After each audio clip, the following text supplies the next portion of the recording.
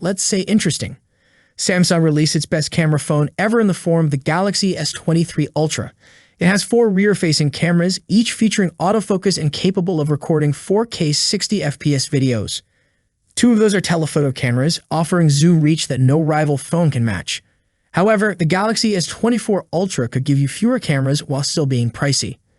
According to tipster Ice Universe, it is rumored that the Galaxy S24 Ultra could have just 3 rear-facing cameras instead of 4 on the Galaxy S23 Ultra. The South Korean firm could drop one of its telephoto cameras and use just 1 zoom camera. According to the information on the internet, the Galaxy S24 Ultra could lack a 3x zoom camera. It will reportedly still feature a 10x zoom camera. Now, before we dive any deeper, let's stop for a moment and remember that it's been less than 2 months since Samsung released the Galaxy S23 Ultra. For when it counts, that phone is still brand new, and we have nearly 10 months until the rumored S24 Ultra comes out. In other words, it's way too early to have any substantial leaks of any kind. So take this with a grain of salt and the gossip that it is, just keep in mind that it comes from a well-connected insider.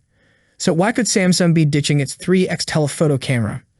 Well, one of the reasons could be using a continuous periscope zoom lens that can zoom from 3x to 10x, similar to the telephoto camera module that LG showcased sometime last year.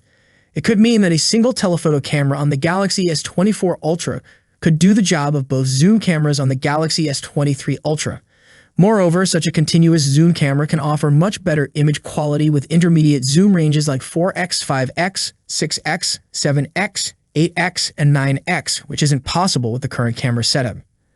The other possibility is that Samsung is confident enough of its 200-megapixel primary camera to offer 3x digital zoom, which is as good as 3x optical zoom on the Galaxy S23 Ultra.